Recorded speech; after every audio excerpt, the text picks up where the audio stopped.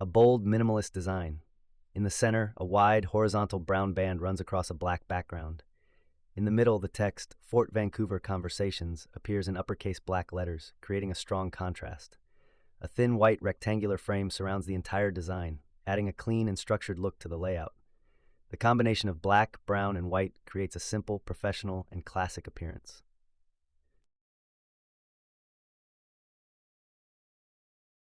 Place of stewardship. Three men seated in a casual setting. Hanging on the wall behind them is a native blanket displaying repeating patterns, with stacks of prominent horizontal lines creating 5 bands of open space that contain alternating patterns of rounded geometric symbols with jagged edges. The stack of lines from the top is dark blue, light purple, red, orange, red, and then light purple and dark blue. The light purple and the orange lines are about twice as big as the others. The alternative patterns use the same colors of dark blue, dark red, and white to create the shapes, but one band emphasizes the darker colors and the adjacent band emphasizes the lighter colors, creating contrasts between the two. Just in front of the blanket is a small table with a dark wooden vase of yellow flowers, based on the text overlay. Colin Fogarty, the guest interviewer, is on the left, wearing a plaid shirt, khakis, and glasses, holding papers and a pen in one hand. In the center, Greg Archuleta, a Native American male with short black hair protruding under his fedora hat made of strips of cedar. He has on a black t-shirt with a symmetrical design in the shape of an N in white, shades of orange, yellow, and blue. He adorns a necklace made of beads attached to a fish at the base. On the right, Alex Patterson, a white male with short hair and close-cropped beard, wearing a uniform t-shirt with the National Park's emblem and green pants. Thank you both for joining us and being here. Can you both introduce yourself? Greg first. Hi, my name's Greg Archuleta. I'm a member of the Confederated Tribes of Grand Ronde, and I work as the cultural policy analyst for the tribe, and I work out of the Portland office that we have. And member of the tribe, my families include Willamette, Tumwater, Clackamas, Lala, people of this region here, and then also Santiam, Kalapuya, Rover, Takelma from southern Oregon. The interviewer looks towards and nods intently as Greg speaks. And I work with a lot of different partners in regards to restoration of cultural landscapes that are important to the tribe, working for creating access opportunities for tribal members, and then a lot of sharing and teaching of the history and culture of the Confederated Tribes of Grand Ronde, tribes of Western Oregon. So. Thank you. I'm Alex Patterson. I'm the facility manager for Fort Vancouver National Historic Site, a unit of the National Park Service, and I oversee the operations and maintenance of the site and help develop both short and long-range projects, facilities projects for the upkeep of the national park. And what's your academic background? Like, what brings you to because you do a lot of facilities management, but you also manage the landscape too, is that right? I do, yeah. So both vertical construction buildings and landscape and roads. But academically, I was a history major, but always loved construction. Always, from the time I was a little boy, I always had a hammer. So knew that I thought about being a history teacher for a long time, and then just gravitated back to construction, and the National Park Service was just the perfect fit for that blend. Sure. Well, and I want to ask you both about traditional ecological knowledge and what that means and how it's implemented and used today. But Greg, you used the term that I want to start with because it seems like that's really at the heart of what we're talking about in this discussion. And that term is cultural landscape. How do you define a cultural landscape? Kind of start with kind of looking at the traditional lifeways of our ancestors and how they lived on the land and how they had that connection with the land. And so each tribe band, had a special place where they primarily lived. They had seasonal rounds where they would go gathering at different locations and, of course, trade and things like that with other tribes further away. but for their day-to-day of where they lived and gathered a lot of their foods, there was a connection with the landscape. And that kind of translates into what we call the cultural landscape today, because it kind of reflects those unique characteristics of that land that they knew and understood and knew how um, to kind of have that interrelationship with the land and the first foods and the animals and the people. So that's kind of how I kind of look at it. And then today, there was the removal of the tribes from those specific places to reservations and things like that, and us, for our tribe, to the Grand Ronde Reservation, for all of our tribes throughout Western Oregon, including this area up here by Fort Vancouver. And so today we're working in the term a lot of people use is the traditional ecological knowledge, to kind of bring back that knowledge and bring back those relationships and those connections. And a lot of times it includes working with a lot of different partners, because the tribes don't have ownership of a lot of the lands today, but working with partners who want to bring back those kind of ways of living that really helped the landscape. And today it's kind of considered kind of working to heal the land also, the land and the waters. So that's kind of the perspective I have and how we look at it. Yeah. Well, and Alex, when we think of the National Park Service, we think of rangers interpreting the history and talking, but you actually interact with the cultural landscape today. Is that right? Alex moves his hands in a range of motion as he articulates his point. Sure. Yes. So we have in NPS talk, we have 3 distinct cultural landscapes within the national park, and so our role is to maintain and preserve, and when needed, upgrade those cultural landscapes. Taking into account the how people used those landscapes, how people moved and circulated through, and what type of plants may have been there, and if we need to upgrade or maintain, then selecting the right type of plant species, and even down to the grasses. And I want to talk to you more about examples of traditional ecological knowledge. But Greg, you talked a little bit about it. But how do you define traditional ecological knowledge?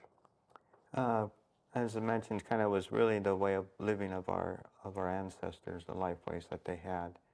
And today, then, just translating that, how do we bring those practices back? Because just through the experiences of the removal of the tribes and stuff, there's a recognition today that a lot of those practices that the tribes had that are missing today are needed back on the landscape. And so working to bring those back to the landscape, that's really what we're working towards with different partners, is to try to do that. And when we talk about the cultural landscapes, like for this region here, there's this was known as like Wapato Valley. And so working to bring back Wapato as best we can in regards to the way things are today. Like The screen shifts to a clip of Greg Archuleta in a field of Wapato flowers, wearing a blue short-sleeve shirt, stoops down and places his hands near the base of a plant that has long, thin stems and medium-sized leaves, about the size of the palm of your hand.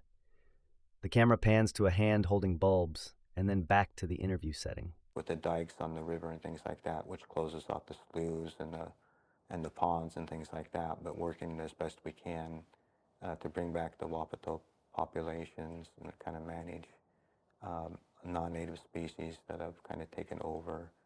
And then we have a lot of other plants such as camas and other things that were prevalent in this area, and just working to maintain those. And the other part is then creating, addressing kind of issues like contamination and pollution. Tribe kind of works very hard on that. Fisheries restoration, our eel, skokwal. So we're kind of focusing on a lot of those, and making partners aware of what options are available, what tribes tribal perspectives are on these kind of issues, and then just kind of a lot of relationship building to help bring back these kind of things. And for those who don't know, tell us a little more about Wapato and why it's culturally significant today. Yeah, Wapato is a plant that grows in the shallow ponds and sloughs.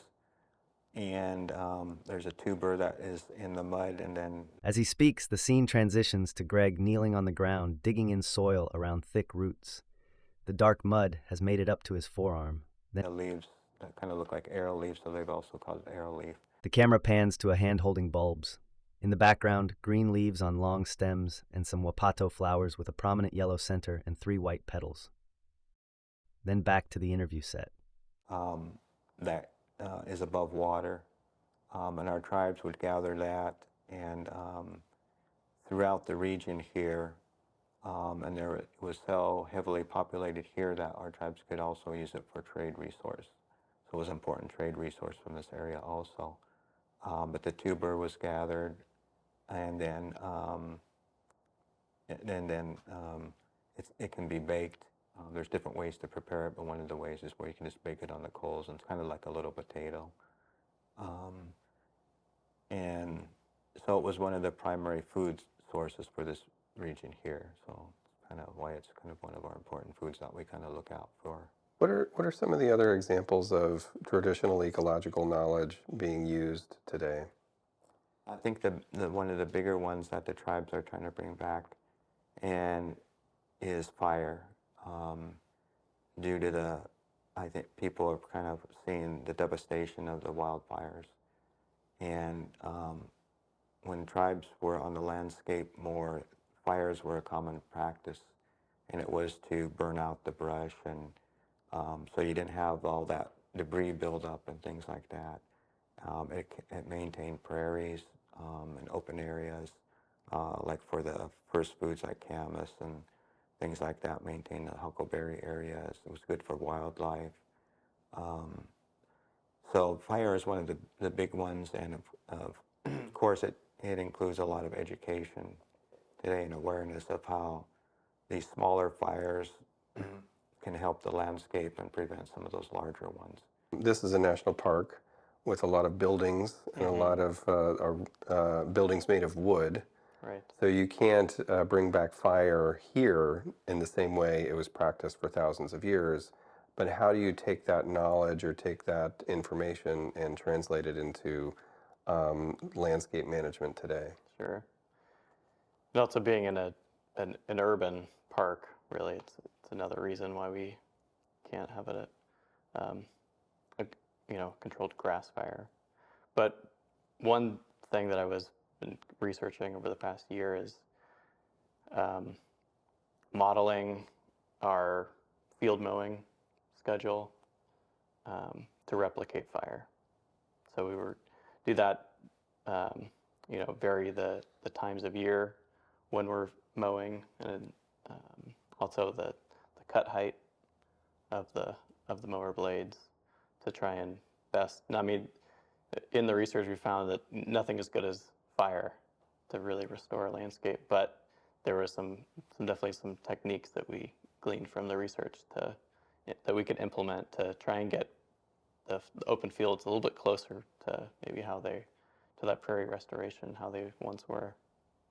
So how do you do, can you be more specific? Like, so how do you vary the schedule to make a lawnmower equivalent to, it's not the same, but Sure. somewhat equivalent to fire? So in previous years, we would say mow right before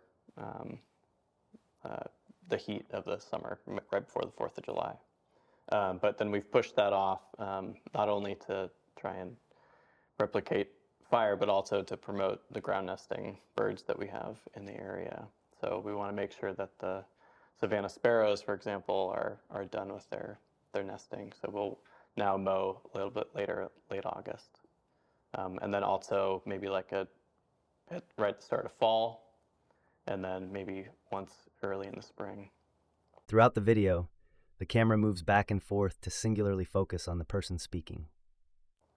And Greg, the Hudson's Bay Company, they weren't dumb. They located here because it was already an existing trading area. Is that right? Yeah, I think one, it was of course, a big kind of open prairie kind of area, so that would, make it easier to set up the fort. And then, of course, they were looking at the trade routes, where the tribes were. They were very interested in connecting with the tribes and interacting for the trade resources, and so they could have their traders go out too from here and where to go. Um, this was their second attempt. Their first one didn't go so well, so they relocated here. So just their learning experience, and then seeing this area and the opportunities that I had here. Yeah. And the people that they met had did not live a life of scarcity. Is that right? I mean, it was a pretty abundant place. Yeah, and I think at contact that was realized, I think immediately.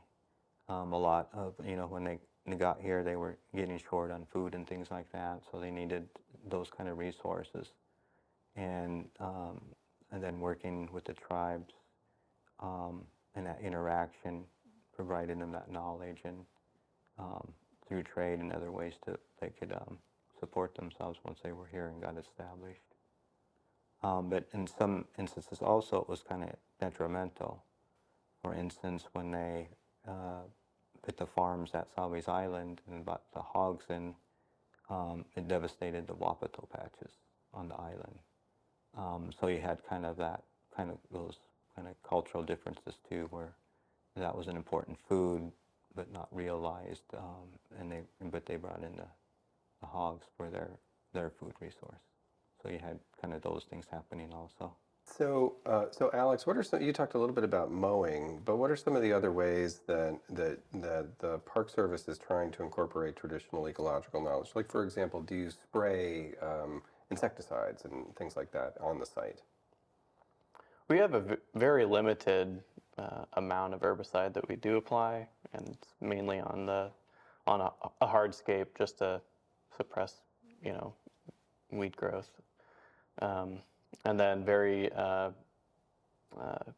on occasion, if we do have a noxious weed or invasive, then we'll spot treat on there. But yeah, no, for the most part, we'll actually never do any open broadleaf spray, or just because of it doesn't actually bother me. I'd much rather have the pollinators reaping the benefits of dandelion and other flowering broadleaf plants than to have a pristine green lawn. So for the most part, it's managed in a way they would have in the 19th century. Is that right? Yeah, I could say that. Because one of the things that I wonder if both of you could really kind of talk about is the idea of agriculture in this part of the Columbia River and at the Fort Vancouver site, because I think a lot of people think that this was the first place of agriculture, but of course we know agriculture was practiced here since time immemorial. It just didn't look like European agriculture. Mm-hmm. Is that right? Yeah, one project that we're working on right now is a camas nursery. So we're going out and finding the remnant of the camas in our fields, and then bringing them back into near where our garden is. And we have a little plot within the garden that we're propagating the camas and then splitting it. And then the idea is then once we have a healthy enough stock, to go back out into the field and try and replant it on a larger scale. And Greg, is that one of the myths you think that people still carry around today? Yeah, and I think the big one, as mentioned earlier, where this was a kind of open prairie, and for the tribes, that was an area burned to maintain those prairies. There was like the camas here, the mint, wild mint, and there's a lot of varieties of bulbs that are considered just different types of camas to the tribes, such as the hyacinths and rhodias and things like that, wild onions and things like that, that were on the landscape. that could be gathered also in these open prairie kind of areas.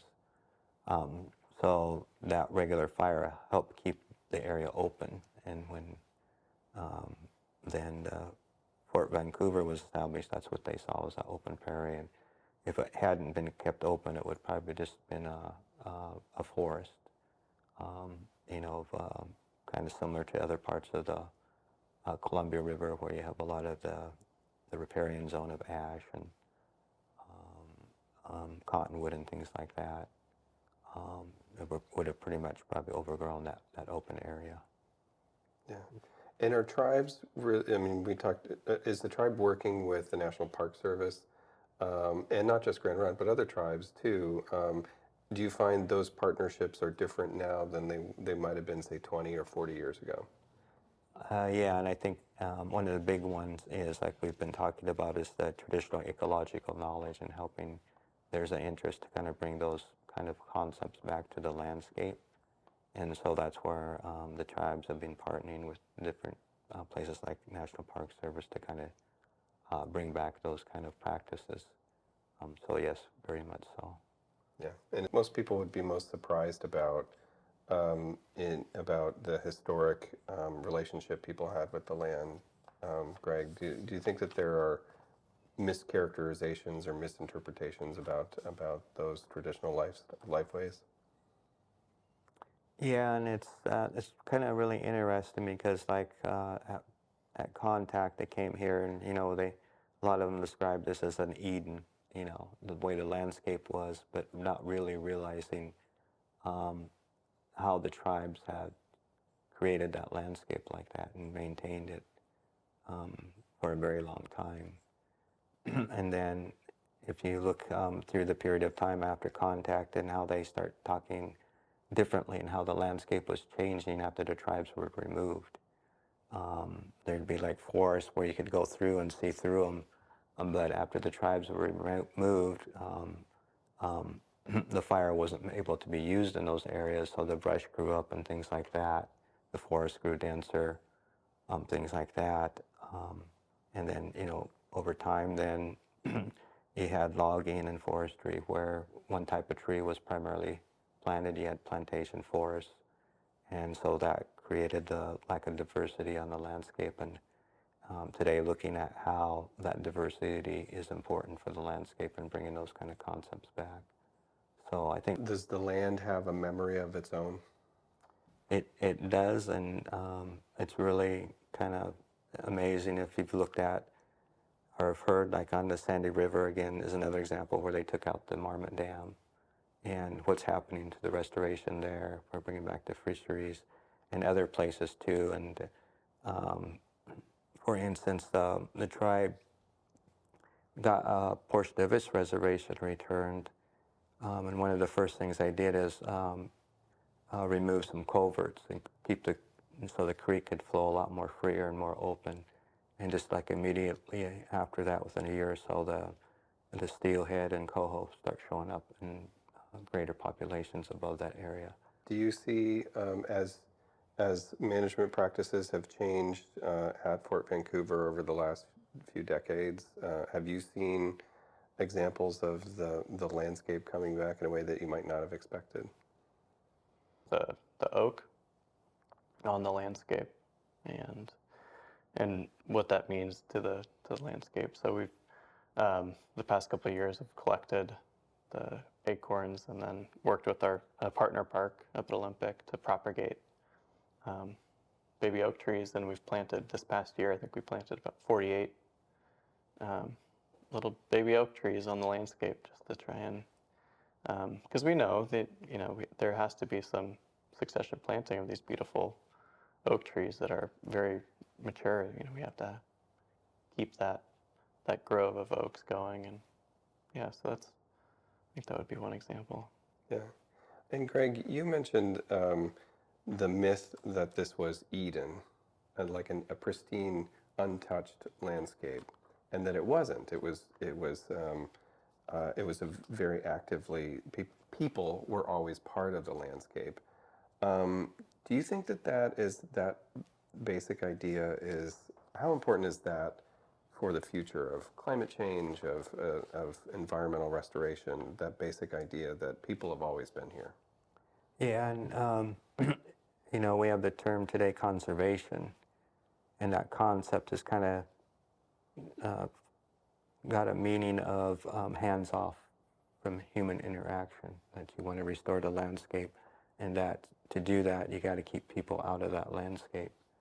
And so I think one of the big learning things is that realization that the interaction of the people is important for those landscapes, and how you do that interaction is really important. Do you think, and I want to ask you this too, Greg, but Alex, do you think, what are some lessons that you've learned at Fort Vancouver that other land managers, other national parks, but other land managers in general could take with them? Like, what do you what lessons do you think have been learned here that can be spread elsewhere? Well, I think listening to your partners is very important, and hearing what they, their perspective of how a landscape can be maintained or should be maintained or has been maintained in the past. I think that's a really important one. Collaboration and not necessarily answer shopping, but not being satisfied if you don't get the answer, if you don't get the approval right away. I think that there can be different ways to approach a problem and still get something, still be able to make an impact. In other words, patience and listening. Is that what you're saying? Yeah. And what do you think, Greg? What lessons do you think specifically the partnership between NPS and tribes here, but also tribal partnerships?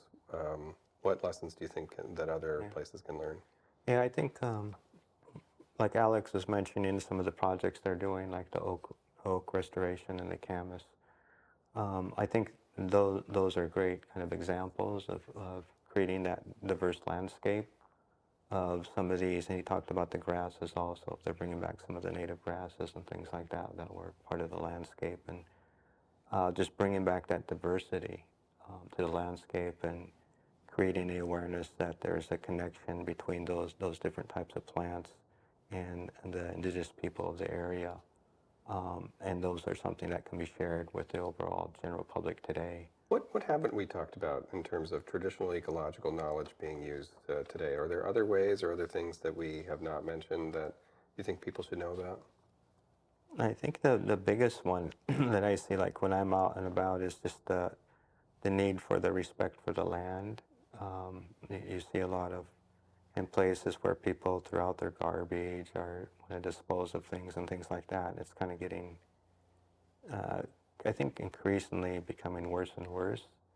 And so that importance of respecting the land, and when you're out on the landscapes, of thinking of yourself as a steward of the land, when your actions and how that can contribute to healing the land. So I think that's a big one that I kind of think about, just because I've seen so much damage in different areas from those kind of impacts. Anything you want to add? I really liked what you were saying about the encouraging people to be stewards of the landscape. It is, I believe that most people are good, but you do wish that everyone would pick up their trash and, respect leash laws and to not disturb nesting birds or dig up anything. But yeah, I like that sentiment of being a good visitor and being a good steward. And your point, Greg, is that people aren't always bad for the environment, and they can be good for the environment. Yeah, and that's just having that awareness and thoughtfulness, when you're out on the land, and it could be here at Fort Vancouver or anywhere, that you're caring for the land and being respectful. Thank you both. Mm-hmm. Thank you. I appreciate it. Awesome. A graphic image of an evergreen tree towering over a man with his backpack and stick walking east on a single line trail. Above the line, text, "The fun for people in parks." Below the line, text, "Enhancing the visitor experience." A graphic image of the corner of a wooden fort with an octagon tower, showing 3 sides with a window in each section. A weather vane protrudes on top of the black, downward slanted roof. In the background, based on its distinctive peak, Mount Hood, known as Y East by the indigenous people of the region, rises above peaks and valleys. Just in front of the fort, 2 tall Douglas fir evergreen trees, next to the image of the fort. Large brown text with white specks in all capital letters, "Friends," just under in between 2 gold stars, text in black, of Fort Vancouver.